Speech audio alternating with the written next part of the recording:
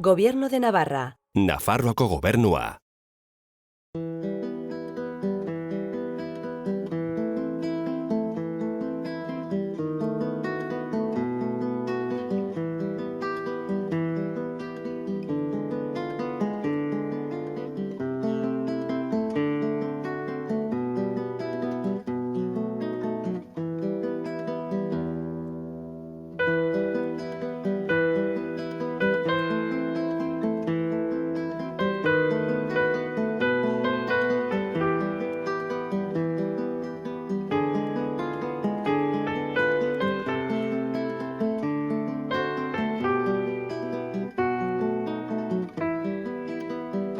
Atal honetan, frankismoa zer den eta zenbat iraun zuen azalduko dugu, sorkuntza eta eboluzioa. Frankismoa, Espainiako historian, atal edo garai baten izena da. Hau da, Frankoren diktadura, gerra zibilan hasten dena eta Frankoren heriotzarekin bukatzen dena, 1975, baina bestaldetik frankismoa ideologia edo printzipio multzo bat da. Ideologia honen aurrekariak edo ideologoak ezberdinak ditu. Alde batetik, Jose Antonio Primo de Rivera, harreman zuzena zaukana bai Italiako fascismoarekin edo Alemaniako nazionalsozialismoarekin, hau da, militarismoa, totalitarismoa eta bar, baina baita ideologia hauek nazionalkatolizismoarekin nahasten dira.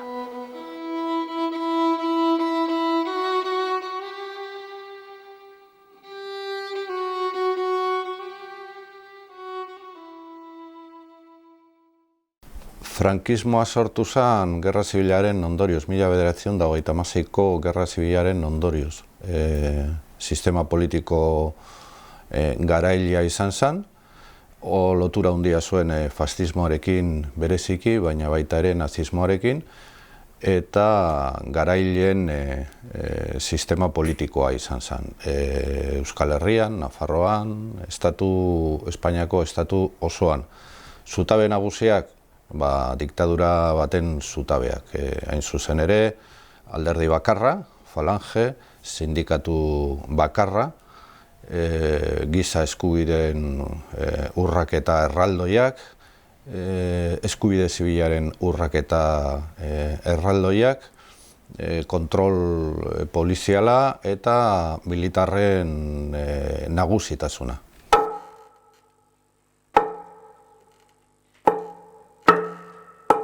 El nacionalcatolicismo es la ideología político-religiosa que se instaura a partir de la sublevación militar del 18 de julio de 1936 y que fundamentalmente sostiene la consustanciabilidad de nación y catolicismo español.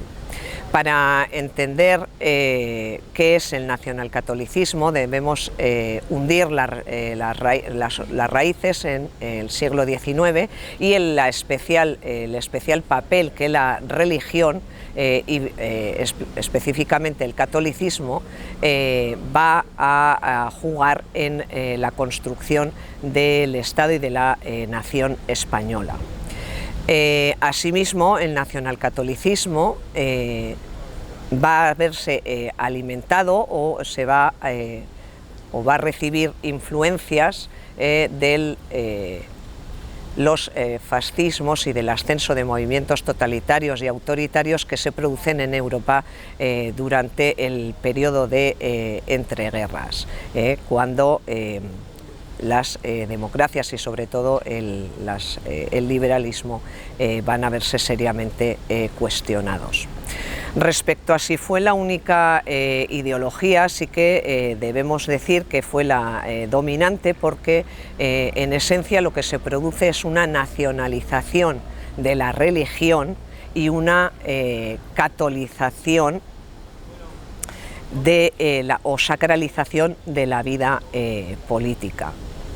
Y hay que resaltar que si bien algunos autores defienden que eso haría que el fascismo español no pueda ser considerado como tal, lo que hay que subrayar es que precisamente es esta especificidad del caso español, ese componente católico, lo que va a provocar su vigencia posterior en un contexto ya tras la derrota de las potencias del eje en 1945 y en el nuevo orden internacional que se abre tras el inicio de la Guerra Fría, en el que se produce un choque de civilizaciones, simplificándolo, entre la civilización cristiana y el comunismo, y va a ser precisamente ese catolicismo, esa especificidad, lo que inicialmente fue una especificidad se convierta en un proyecto de vocación universal.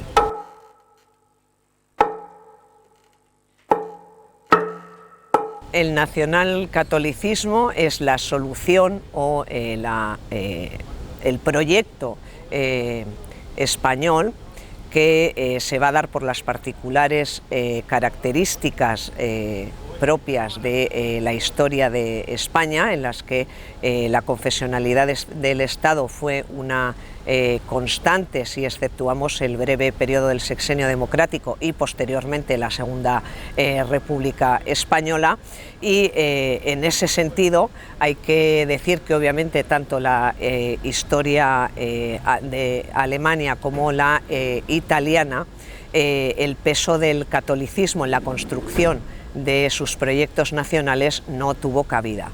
Sí, en el caso alemán en absoluto se tratará, o el constructo cultural e ideológico que se produce durante la Europa de entreguerras y que dará lugar al ascenso imparable del nazismo, se trataría de un proyecto estatalista y calificado por parte de la Santa Sede como neopagano. Se trataría en definitiva de una religión política secular, mientras que en el caso italiano sí que se produjeron algunas imbricaciones y algunos conatos o puntos de encuentro. Se puede hablar de, en cierta manera, de un breve periodo de fascistización del catolicismo, ya a la inversa, pero fueron puntos de encuentro muy concretos, como podría ser el caso de la misión colonial, pero en ningún caso pueden compararse al modelo español, en el sentido, como he dicho anteriormente, de que el papel que la religión y en especial el catolicismo va a jugar en la historia de España y en la configuración del Estado moderno nada tiene que ver con los casos italiano o alemán, que se trataría de proyectos seculares.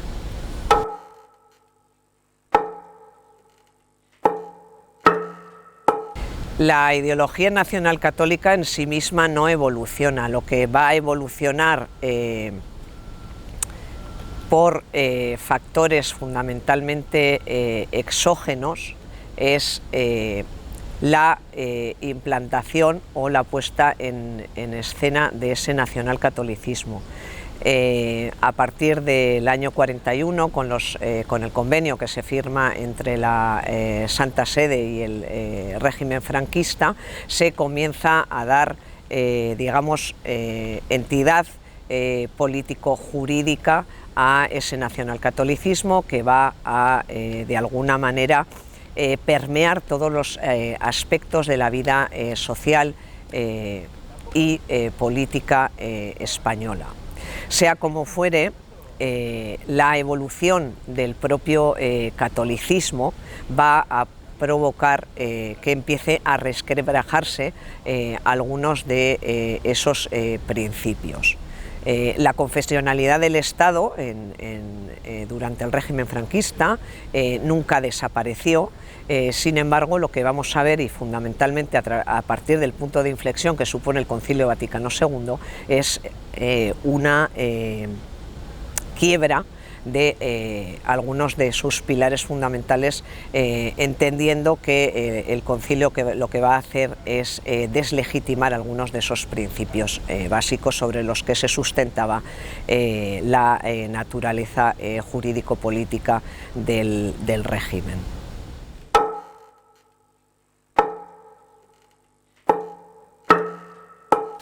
Frankismoaren sortzaileak abia puntu bezala aipatu beharko genituzke militarrek, beraiek hain zuzen ere estatu kolpe bat eman zutelako, baina euren ondoan edo inguruan beste adar batzuk aurki daitezke. Esaterako elite ekonomikoa, banko batzuk, Banka Marx, esate baterako importantena izan zen, Texaco, esate baterako adibide bat jartzearren, Estatu Batuetako petrolera nagusiena, gero aliatuek, nazismoa eta fascismoak, tropak, milaka eta milaka gizon bidali zituztelako gerra egitera, Eliza Katolikoa, 54 gotzain zituen Espainiak, eta horietako guztiak bi izan ezik babesa eman zioten Frankoari, frankismoari, beraz militarrek eta ingurukoek, elite ekonomikoak, elizakoak, eta gizarteko beste elite batzuk.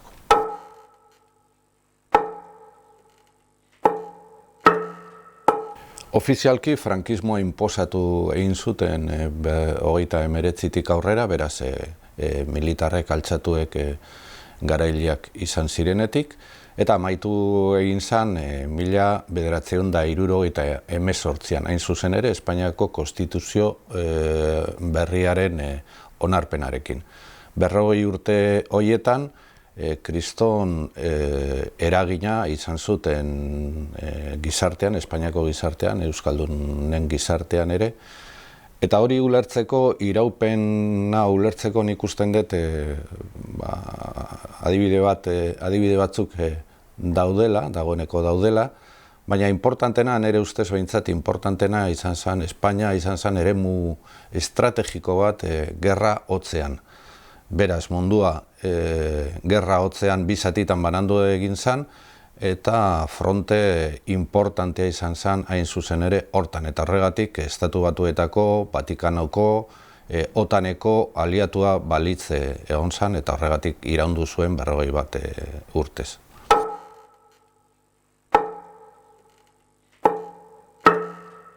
Memoriaren historiko legeak gauza garrantzitsu bat egin du. Lotu du gerra zibila eta frankismoa.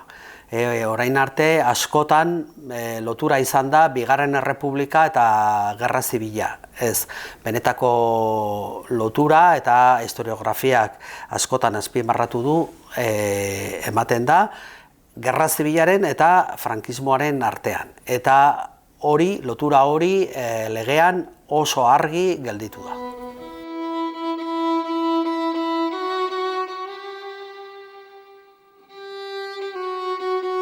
Frankismoaren eboluzioari buruzko etapak, garaiak, eztabaidak egon daitezke, baina nire uste apalean lau zatitan nik banatuko nituen.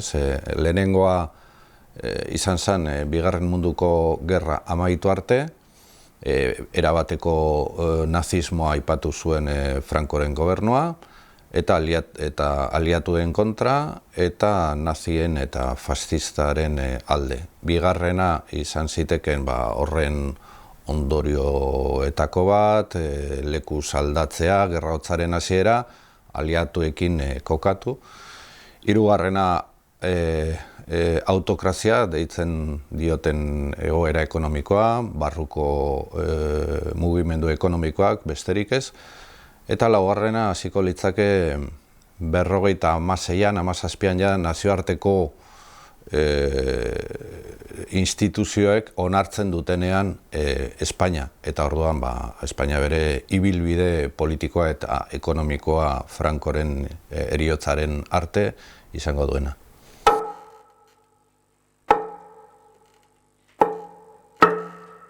Frankismoak izua erabili zuen behar izan zuen neurrian. Hau da, gerra ostean eta gerra zibilean bertan bortizkeri izugarria erabili izan zuen.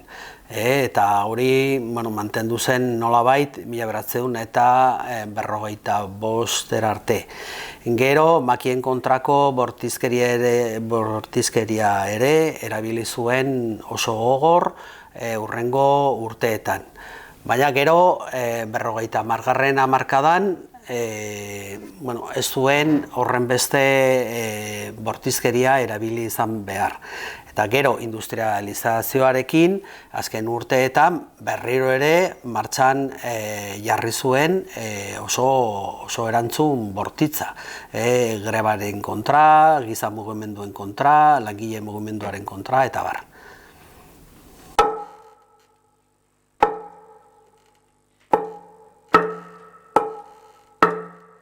Nire balorazio personala frankismoari buruz oso eskorra izango litzake, edonorrena izango litzake oso eskorra, atzera pauso izugarria, 40 urtez etenaldia giza eskubideen ibilbidean, giza zibilen eskubideen ibilbidean, eta gizartearen askundean. Beraz, balorazio oso eskorra da. Haratago jungo nitzakenik gainera, nik usten dut egungo itzalak, frankismoaren egungo itzalak ere oso nabarmenak dira. Pentsatu behar dugu bortizkeria frankismoaren zutabe nagusietariko bat izan zen. Orduan, esan bezala, bortizkeria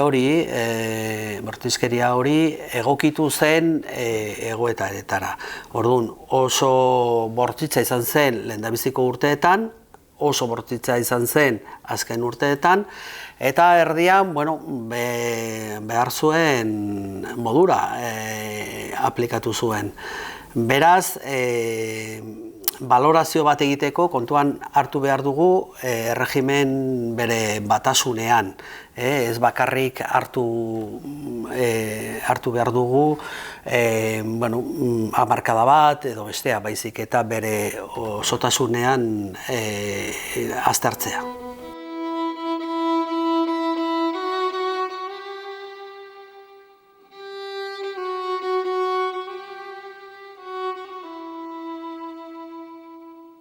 Frankismoaren jatorria erredundantzia bada, baina sorrera Frankoren personaia da, ez?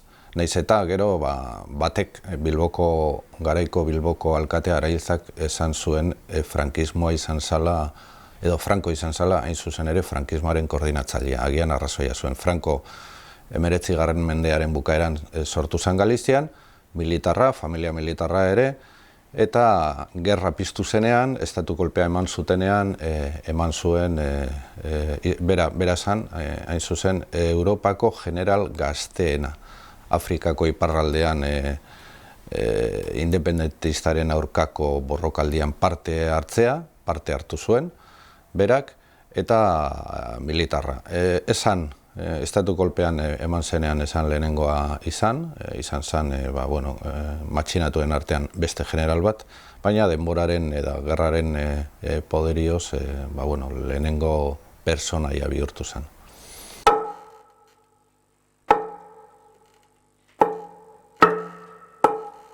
Estatu kolpea eman zen Nafarroan hain zuzen ere, Emilio Mola Vidal, Kuban sortutako gurasoak Kubara joan ziren militar gisa aita.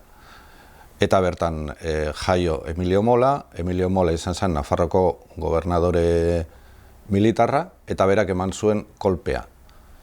Emilio Mola hilko zen gerra hasi eta urtebete batera, bigarrena eskalafoi horretan izan zen Sanjurjo, Portugalean bizi zana, erbestean, beste estatu kolpe bat eman zuelako, eta orduan Sanjurjo Molak estatu kolpea eman zuenean Espainiaratu nahian istripu bat izan zuen abioi batean, eta hil egin zen, eta eskalafoi horretan hirugarrena zen Franco. Orduan Franco Afrikan, Kanarietan ibilitakoa, eta estatu kolpea eman zenean peninsulara iritsi zen, eta Mola hilko zenean, hain zuzen ere 37ko maiatzatik aurrera bihurtuko da estatu kolpeen artean buruzagia.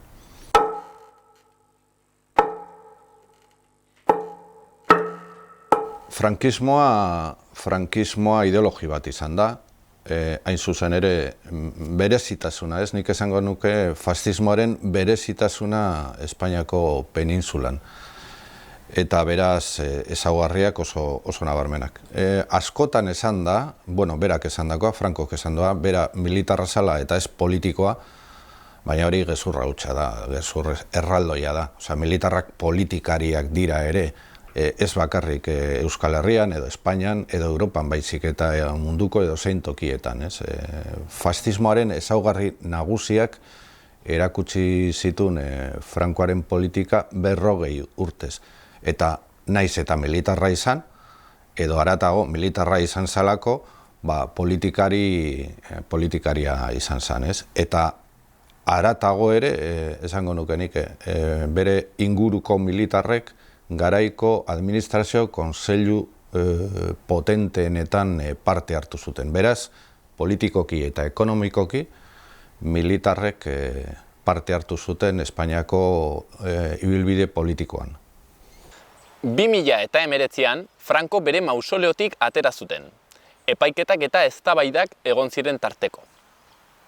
Kasu hauetan, hitz egin ari gara biktimen humilazioaz eta borreroen gorazpenaz. Orduan, hori gizarte demokratiko batean ez du tokirik eta horregatik legeak esan da edo esaten ez badu, esan beharko du, halako gorazpenak ez dituzte tokirik.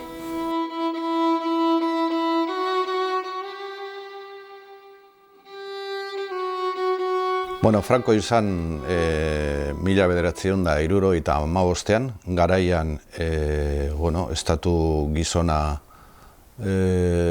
potentena balitz baloratu egin zuten, diktadorea zan, eta bar, eta gero transizioa etorri zan. Orain dela urtebete altxatu egin dute bere panteoitik altxatu dituzte gorpuzkinak, eta ikusi dugunez jarraitzeak oraindikan baditu. Zergatik, frankismo soziologikoa oraindikan bizirik dirago, ez? Nik usten dut benetako iraultza esalako eman, esan nahi dut iraultza demokratiko bat, eta orduan adar asko, frankismoaren adar asko, gaur egun oraindikan ez direla amaitu, ez? Eta gainera, azken Espainiako hauteskundeetan ere ikusten delako frankismoaren jarraitzaileak edo Frankoren jarraitzaileak indar handia dutela. Eta indar handia izan dute azken hamarkadetan eta gezurra dirudiarren gaur egun ere indarra egin badute. Eta ez bakarrik politika mailan baizik eta epaitegietan, administrazio kontseiluetan eta komunikabideetan.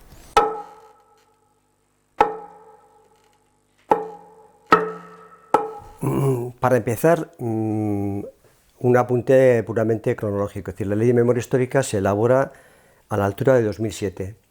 En 2007 han pasado la friolera de 30 años desde que se elaboró y se aprobó la Constitución del 78, que es, digamos, el núcleo fuerte de lo que se conoce como transición. Es decir, la primera ley en la que el Estado intenta decir algo sobre memoria histórica viene 30 años después.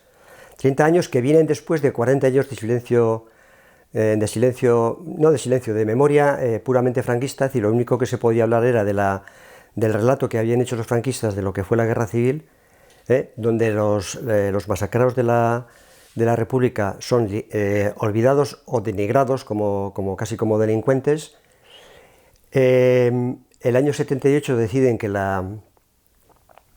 no se debe hablar de los muertos de la guerra civil, porque eso dificultaría la transición hacia la democracia, y se produce un olvido deliberado de esta memoria, en aras de conseguir lo que ellos han alabado como una transición democrática ejemplar. Por lo tanto, se extiende una losa de silencio. Eso no quiere decir que no se escriba, porque suelen arguir, si nunca se ha escrito tanto de la guerra civil como a partir del 70, y es verdad, se escribe, pero se escribe para enterados, es decir, para se escribe académicamente, pero no se hace una reflexión social sobre lo ocurrido. Es decir, el Estado no toma a su cargo la memoria histórica de lo sucedido. Es decir, se explica a la población qué ocurrió, por qué ocurrió y cuál fue el resultado. Eso queda en el olvido, deliberado.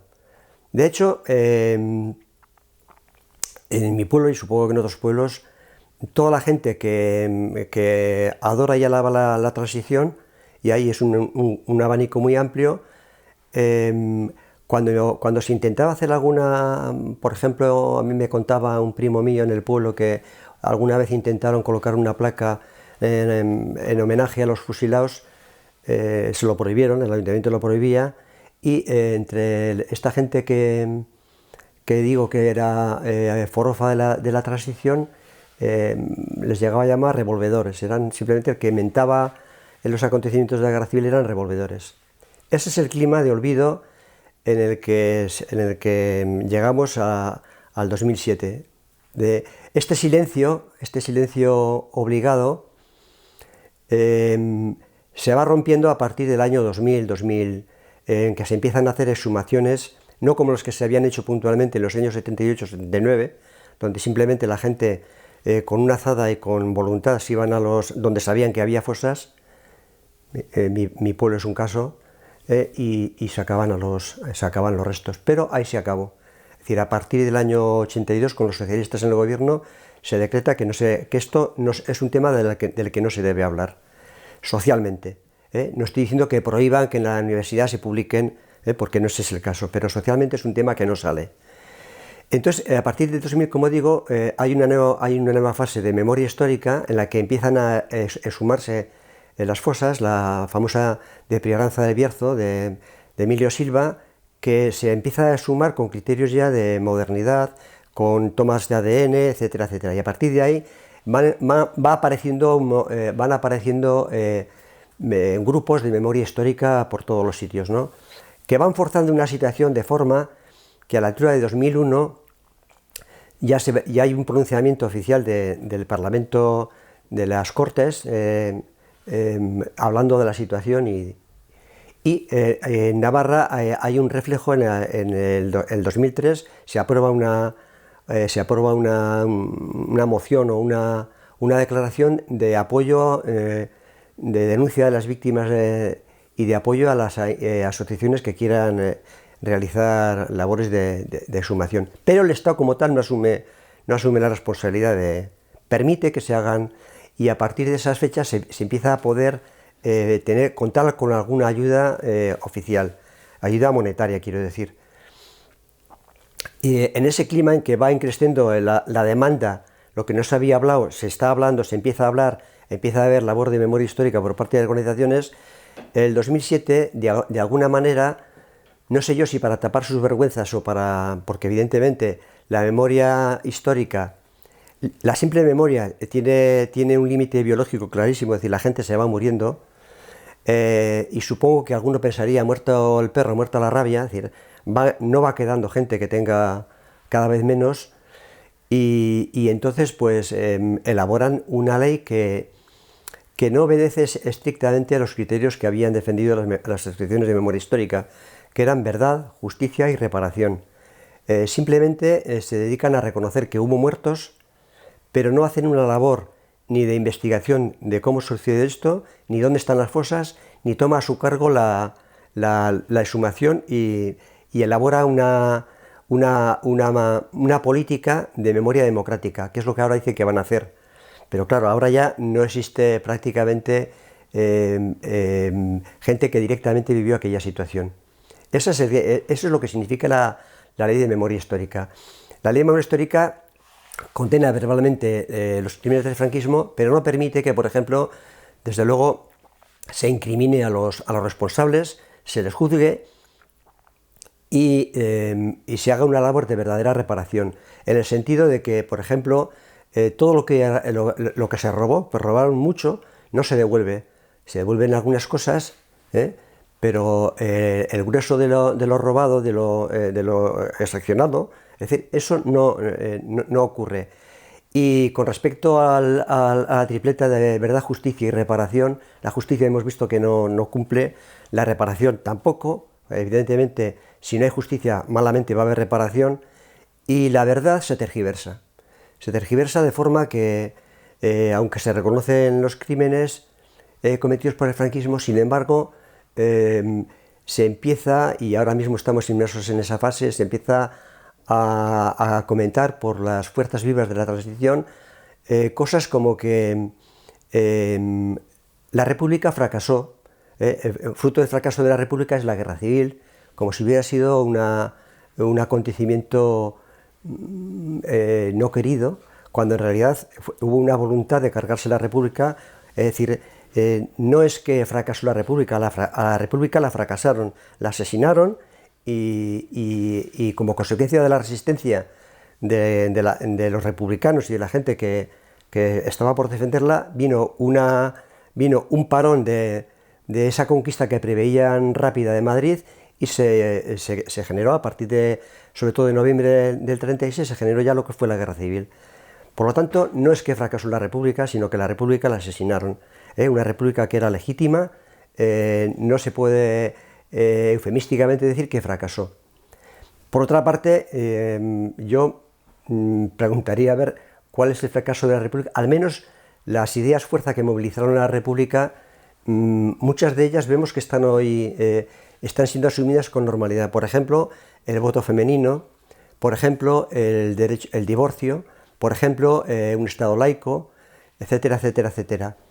Es decir, que aquellos que dicen, no, lo único que pretende la memoria histórica es retrotraernos a un pasado sangriento, vivir en el odio y ganar una guerra que perdieron, que lo han llegado a decir algunos, lo cual es una monstruosidad y una barbaridad y absurdo. Es decir, lo que hay que responderles es que simplemente es un ejercicio democrático, de justicia, de aquellos que han sido criminales, simplemente sean juzgados y se repare a las víctimas.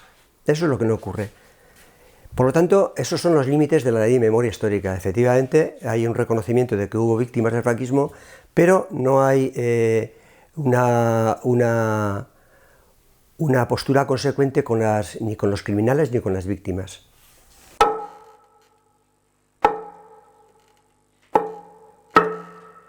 Es que realmente deslegitimar verbalmente sí que ha habido condenas verbales del franquismo, a las que no se han sumado, por supuesto, las fuerzas de la derecha en general, pero deslegitimar en el sentido de que efectivamente han declarado nulos los juicios que se llevaron a cabo, los pseudojuicios, esa justicia al revés que ejercitaron, no se han declarado ilegales. Por lo tanto, no se ha ilegitimado el franquismo. Franco murió tranquilamente en la cama y durmió durante muchísimos años en su palacio del Valle de los Caídos, después de muerto. O sea que no se deslegitimó, y ahora mismo no solo no se ha deslegitimado legalmente, es decir, no hay, ahora dicen que van a deslegitimar aquellas asociaciones que hacen apología de Franco y demás, pero de momento no está deslegitimado. De hecho, la familia de Franco se permite el lujo de demandar al Estado por haber sumado al asesino de asesinos, ¿no? O sea que deslegitimado todavía no está. Verbalmente está digamos, condenado verbalmente, pero no está deslegitimado. No hay, por lo tanto, una acción de Estado que diga, oye, vamos a asumir la nulidad de los juicios franquistas, por lo tanto no están deslegitimados. Todo esto que está ocurriendo ahora, de que la Generalitat está expediendo certificados de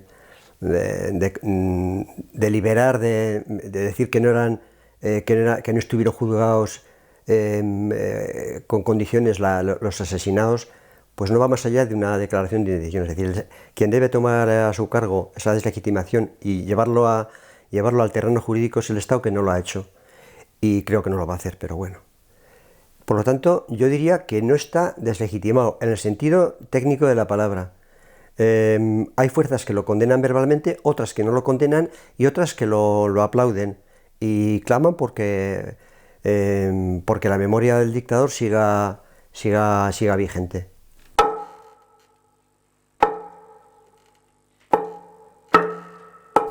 Lo de la equidistancia evidentemente es una milonga, que es la que nos han vendido y la que la gente ha asumido. Ya he explicado un poco antes que efectivamente se tergiversa la verdad para llegar a la conclusión moderna dentro de la historiografía que explica qué ocurrió. Se llega a la conclusión de que, hombre, pues fue un enfrentamiento entre hermanos en el que más o menos todos fuimos culpables, fue horrible, se cometieron crímenes por ambas partes y lo que merece la pena es olvidarlo y pasar página. En ese sentido, se critica a quienes intentan recuperar la memoria de los vencidos como si fuera un intento de vuelta al pasado. Se nos tacha a la gente que estamos en memoria histórica como guerra civilistas, como aventadores del odio, como intento de abrir heridas y vuelvo a repetir lo que he dicho antes, efectivamente se trata simplemente de hacer lisa y llanamente justicia, cosa que va siendo cada vez más difícil si no imposible, y por lo tanto no hay equidistancia posible porque hemos vivido desde el 39, desde el 36 diría yo, pero fundamentalmente desde que se produce la victoria de los franquistas, hemos vivido una historia no compartida en la que la memoria es solamente la memoria de los caídos por Dios y por España, los demás no existen, primero son criminales y después no existen, literalmente de ello no se puede hablar, y cuando se intenta hablar y explicar que también tienen derecho a reconocimiento y a reparación y justicia, entonces se va a la idea de que, bueno, mejor no caer ahí porque la culpa fue de todos. En el fondo, esto fue una guerra entre hermanos, cuando lo que ocurrió efectivamente no fue que la República fracasó y todos tuvimos la culpa, sino que hubo una facción liderada por los militares, pero apoyada por la sociedad civil y organizada en bandas paramilitares como carlistas, falangistas y Renovación Española, que arrumbaron la República y cometieron múltiples crímenes. Si al intento de juzgar estos crímenes se le llama venganza, pues venga Dios lo vea. Es decir, efectivamente, confundir venganza y justicia es una estrategia muy demagógica y que no se sostiene. Cada uno verá los intereses que tiene en este tema, pero evidentemente no puede haber ese tipo de paridad que pretenden, porque no ha habido simetría en esta memoria y lo que conviene es restaurarla, ¿no? Es decir, efectivamente, si el Estado se llama democrático y es un Estado de todos, no se entiende por qué hay una parte de ese Estado que ha sido masacrada y de la que el Estado no dice nada ni actúa sobre ello.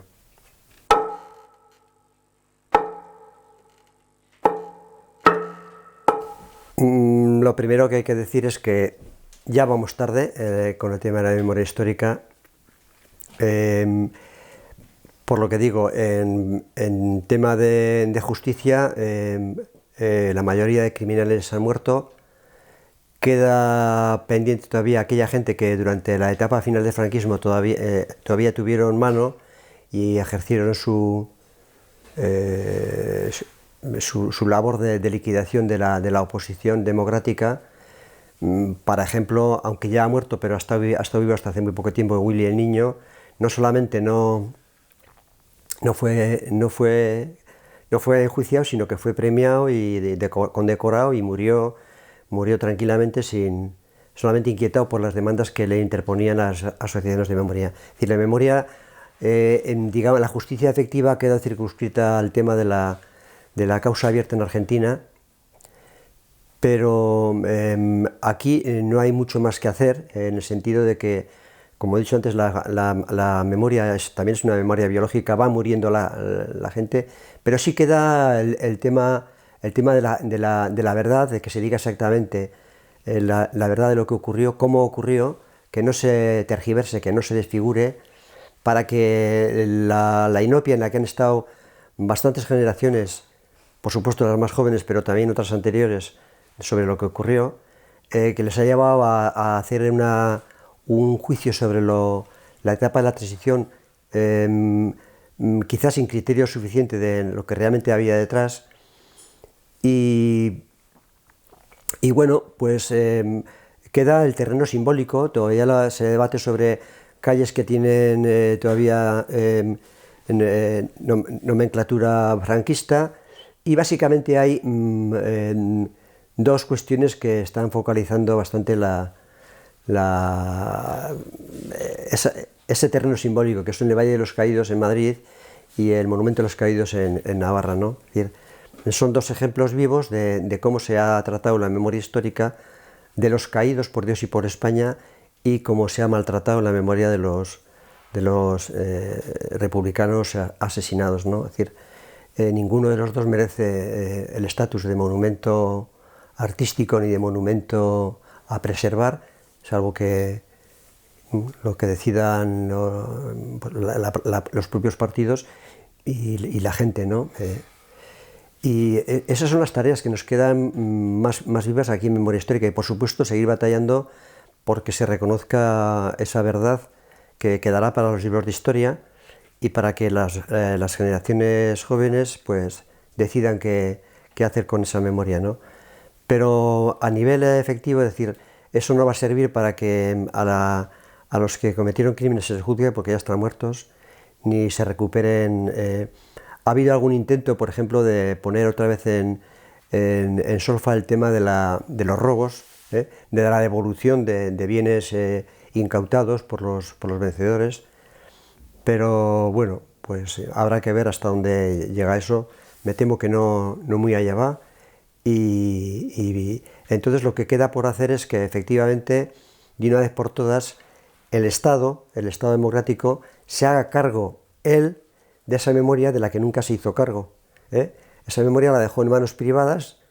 A lo más que llegó fue a decir, bueno, pues nosotros daremos unas subvenciones y allá vosotros cómo lo gestionáis, sino que él tome a su cargo la defensa, desde el punto de vista democrático, de las víctimas de la represión franquista, y que llegue hasta donde pueda llegar. Eso es lo que cabe por hacer, que efectivamente de una vez por todas, por ejemplo, sería básico que elaboraran un plan de fosas concreto, que elaboraran listados efectivos, que dispusieran toda la batería de medidas legales y presupuestarias que haga falta para que efectivamente esto se lleve a cabo con la máxima rapidez, no el gota a gota con el que hemos tenido que producirnos hasta ahora, ¿no?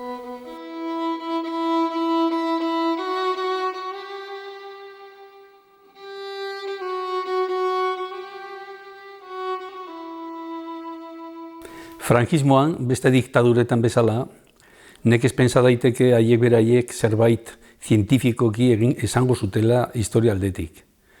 Orduan, berez gerra eta errepublika eta esango nuke Espainiako historia garikide osoa ikuspuntu ideologiko batetik eta propaganda aldetik idatzi zen. Besterik ez, berez ez dut ezagutzen, ez da frankismoan izan zen historialari fascista batek bere lana gaur egun irakurri behar direnik onak izaten direlako. Propaganda moduan edo ideologia abia puntu hartuta interesgarriak dira, besterik ez.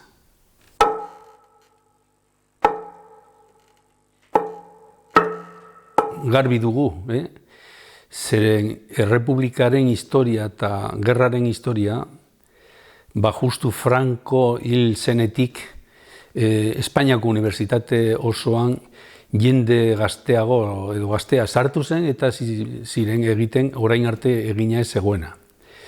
Egia da, Nafarroako kasuan, aspalditik zerbait ezaguna genuela, zeren Euskal Gobernuak bere kabuz gerra bukatu bezain pronto, horrelako inkestak eta informazioa jasotzen hasi zirelako. Baina zientifikoki Nafarroan aitzindari izan zen, eta dudari gabe izen propio bat baldin bada, hori Jose Maria Jimeno Juri horrena da. Eta berak 76an, 77an, joan den mendean, hasi zen lantzen eta landu zuen asko represioari buruz. Kriston inpaktua eta arrakasta izan zuen Euskal Herria, puntu jora Euskal Herriako, horrela ditzen zen, aldizkari horretan, hainbeste artikulu gai honetaz argitaratu zenean. Eta ja handik, abiapuntu moduan, gero jarraitu ziren beste motako ekimenak eta iniziatibak, eta dudarik gabe garrantzitsuena da Altafalla kulturtaldeak burutu zuen liburu mardul bat, Navarra 1936 de la esperanza al terror. Berez hori da, hemen izan zen errepresio guztiaren oinarria, eta orain arte hori da. Justu duela gutxi, 10. edizioa argitaratu zen, gero eta osatuago, eta hor dugu mugarria, nundik gero beste batzuk jarraitu dugu edo jarraitzen ari dira.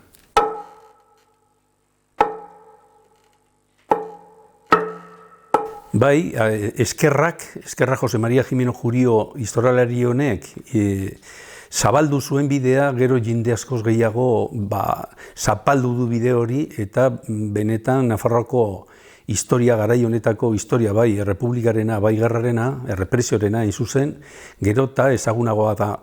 Esango nuke beste tokitan, baino askoz gehiago ikasi dela hemen, eta ikertu dela. Eta dudari gabe, gero hortan Nafarroako Unibertsitate Publikoa alde batetik, gero ere memoria historikoaren elkartekide batzuek, beste motako ikerlarik, Fernando Mikel Arena, Fernando Mendiola, eta bar, bide hau nahiko jorratuta dago. Eta berezikinik aipatuko nuke, duela ja 9-10 urte, hemen Nupen, Nafarroako Unibertsitate Publikoan eratu zen memoria historikoa, fondo bat, errepresioaren fondo dokumental bat, eta hortan badago talde eder bat, justu honetaz lanean jarritzen duela.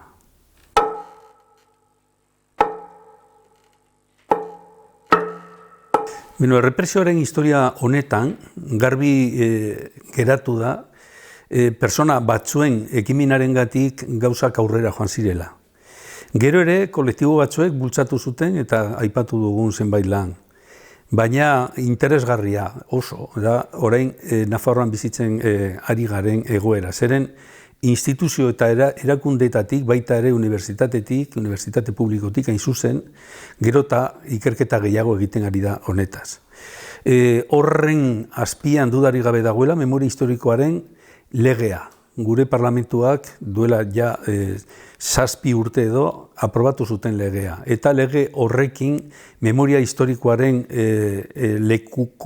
lekuen zensoak, errepresioaren kartak, mapak, hilobien eta personak botatako eta bere astarnak aurkitzeko egin den beste motako karta. Eta bereziki lehen aipatu dugun fondo dokumentala dira iniziatiba indartsuak eta etorkizunari begira oraindik frutu eta oparotasun handia emango dutela justu gai honetaz.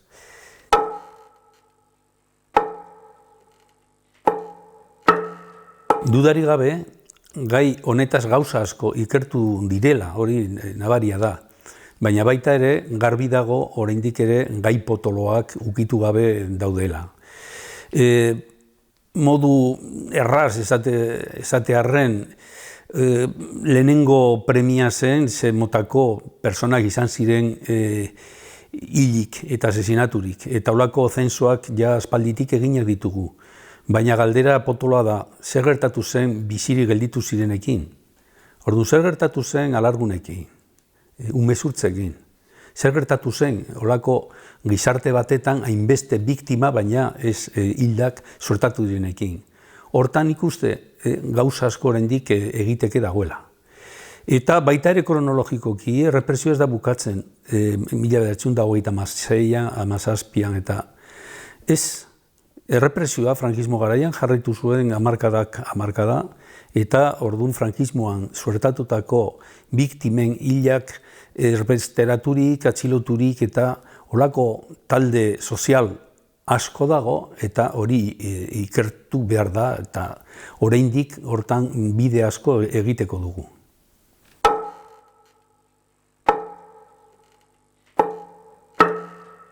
Errepresioaren historian badira esaten genuen bezala ikerlari profesionalak, izan dira gero memoria historikoen elkarteak, baina gero etorri dena izan da erakundeen ekintza. Eta duela ja urte batzuk, hasi ziren hortan mugitzen eta baliatzen ari gara justu 2016tik aurrera, gobernu aurrerakoiak izanik, gauza asko egiten ari direla, ez bakarrik ikerkuntza aldetik, baizik eta zabaltze aldetik ere, sozializatzen ari da errepresioaren historia. Eta nire ustez hori funtsezkoa da gizarte zibil heldu bat izan nahi bada. Hemendik aurrera jarraitzen da hortan egiten, jarraitzen dira indusketak egiten, jarraitzen da ertzeetan geratu ziren persona ez ezagun batzuk edo ezaguna baina oraindik ez aurkituak, hortan jarraitzen da bilatzen, jarraitzen da ikertzen, jarraitzen da baita ere ikerkuntzaldetik proiektuak zabaltzen, banatzen eta dudari gabe aurrera goaz justu aldaketa politiko honekin, 16tik aurrera eman zen honekin gai hau ondo garatzeko. Memoria historikoaren ikerkuntzan dudari gabe finanziazio ederra behar dela. Ez agian persona batek, artxibategi batetan egiten duen lanarengatik, horrek ere, balio duela, baina bereziki errepresioaren inguruan badira ikerkuntz tekniko asko eta batzuk oso garestia dira, baina beharrezkoak dira. Adibidez, ADN-ren banku bat existitzen da Nafarroan eta horrek badu bere kostua. Baita ere indusketa berriak egitea. Hor, eraman behar dira, teknikariak, eraman behar dira, palistak, eraman behar dira, azkenean ikerlariak ere hori gero arkeologia moduan dena ondo arakatzeko. Eta alde horretan, orain arte, esan dezakegu, inoiz baino finanziazio gehiago dagoela. Etorkizunari begira, hildo horretatik jarraitu behar da, baina baita ere lehen aipatu dugun zenbait gai berri jorratu behar direla, horri begira ere ikerkuntza taldeak eratu beharko ziren. Eta ikerkuntz talde edo sare bat, ikerlarien sare bat eginda, bere finanziazioarekin, tesi doktoralak egiten bultzatzea, beste motako masterreko, azken lanak eta horrelako lanak, azken finean denak ikerkuntzarekin lotutak daudenak bultzatu behar dira. Eta horretarako finanziazioa, esaten dudan bezala, lehen baino gehiago dagoela. Dudari gabe, espero dugula, naiz eta oso garai txarrean eta zailetan bizi, horrelako ikerkuntza proiektuak aurrera joan izana.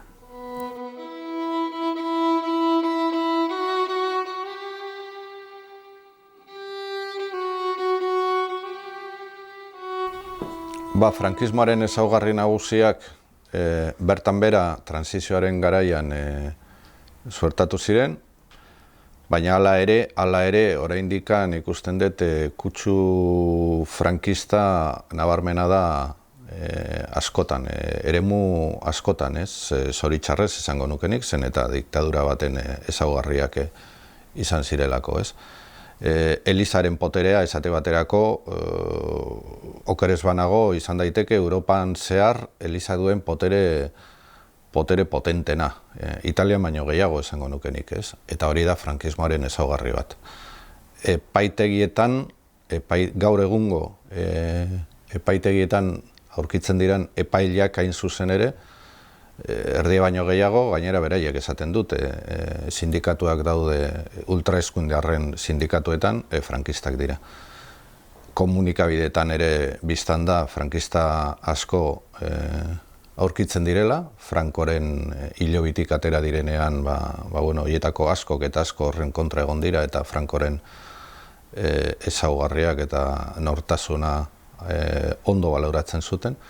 Eta azkena izan daiteke militarren eremuan. Militarren eremuan, orain dela gutxi gainera, 100 militar baino gehiago, goi mailako militarrek Frankoren aldeko dokumento bat edo sinatu zuten. Frankismoaren hausnarketa gezurra dirudi arren, baina nik usten dut oraindikan goiz dala egiteko, egin ditzakegu hausnarketa batzuk, ez? Ikusten dugu kaletan, kale izendegietan esate baterako frankismoaren garaiko izenak daudela, monumentoak, Iruñan esate baterako orain dela gutxi, altxatu egin da Mola eta Sanjurjoren gorpuzkinak altxatu egin dira, Nafarroako zenbait herrietan ere oraindikan kale izendegian, biztan da, ez? Nik usten dut gure gizartearen eta gizartearekin batera gure instituzioaren porrot nagusia izan dela, hain zuzen ere, esparekatzea frankismoa, nazismoarekin eta fascismoarekin. Esaterako, Alemanian nazismoari buruz egin duten hausnarketa Euskal Herrian agian egin da, baina Espainian ez dela egin. Eta frankismoa beste etapa politikoa balitz baloratzen da, eta ez behar den bezala.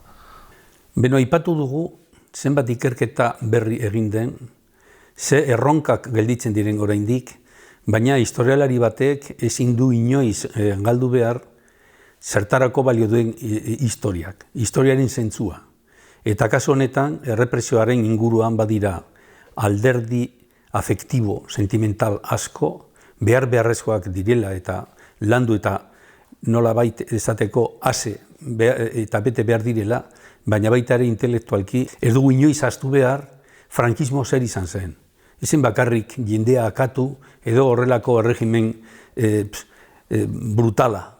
Izan zen fascismo bat eta fascismo horrekin zemotako erronkak zituen garai hartako kapitalismo eta bere talde konservadoreak bultzatu zituzten horiek, hori salbatzeko egin zela.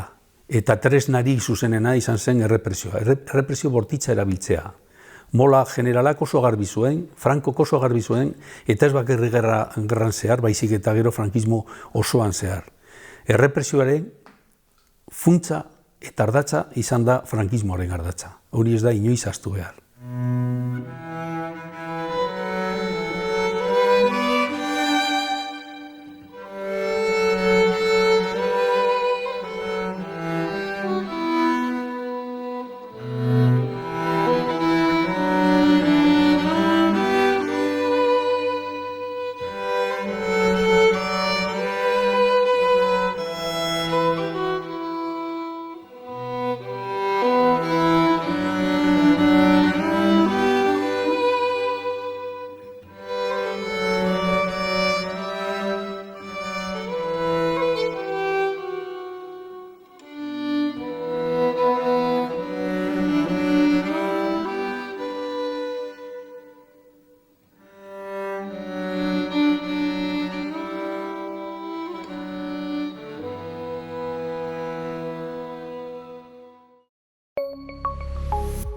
Gobierno de Navarra. Nafarroako gobernua.